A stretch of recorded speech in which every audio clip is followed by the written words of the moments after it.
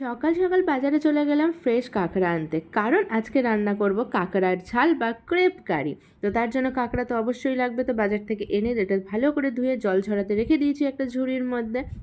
তো এবার চলো রান্নাটা কী করে করি সেটা তোমাদেরকে দেখাই। তো কাঁকড়াটা তো অবশ্যই লাগবে, আর সাথে কী কী লাগবে জানো তো? আলুটা আমি দিয়েছি, এটা অপশনাল, নাও দিতে পারো। আর লাগবে পেঁয়াজ কুচি, টমেটো কুচি, কাঁচা লঙ্কা কুচি, আদা রসুন গ্রেট করা বা মশলা পেস্ট করে নিতে পারো, আর পেঁয়াজ আর টমেটোর পেস্ট।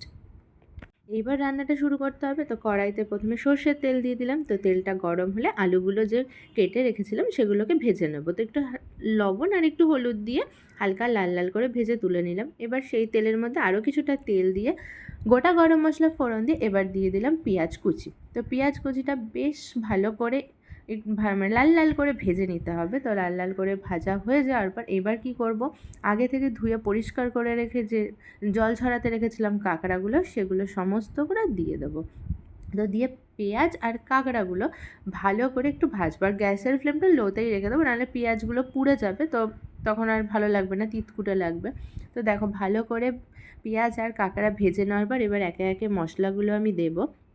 তো এখানে পেঁয়াজ আর টমেটোর যে পেস্টটা দিয়েছিলাম সেটা, আদা রসুন কুচি, কাঁচা লঙ্কা কুচি, টমেটো কুচি সমস্তটা দিয়ে এবার ভালো করে মিশিয়ে নিতে হবে। তো ভালো করে মিশিয়ে নেওয়ার পর এবার আমি এখানে গুঁড়ো মশলাগুলো অ্যাড করব। তো তার মধ্যে দিয়েছি লবণ, জিরের গুঁড়ো, ধনের গুঁড়ো, কাশ্মীরি লঙ্কার গুঁড়ো, হলুদ গুঁড়ো, আর সামান্য চিনি দিয়েছিলাম, সেটা হয়তো ভিডিও করা হয়নি, আর লাস্টে দিয়েছিলাম অল্প চিকেন মশলা। তো সমস্ত মশলা, সমস্ত উপকরণ দিয়ে ভালো করে এটাকে কষাতে হবে। তো দেখতেই পাচ্ছ কষাতে কষাতে কিন্তু মশলাটা অনেকটা ডার্ক হয়ে গেছে এবং কাঁকড়ার সাথে মানে কাঁকড়ার গায়ের সাথে লেগে যাচ্ছে। এবার গ্যাসের ফ্লেমটা লোতে রেখেই ঢাকনা দিয়ে হতে দেবো 10 মিনিট মতো। তারপর ঢাকনা তুলে দেখবো, দেখো জল ছাড়ছে, আর বেশ কিন্তু তেলও ছাড়ছে, প্লাস জল বেরাচ্ছে, আর মশলাগুলো কিন্তু কাঁকড়ার সাথে বেশ ভালোভাবে মিশে যাচ্ছে।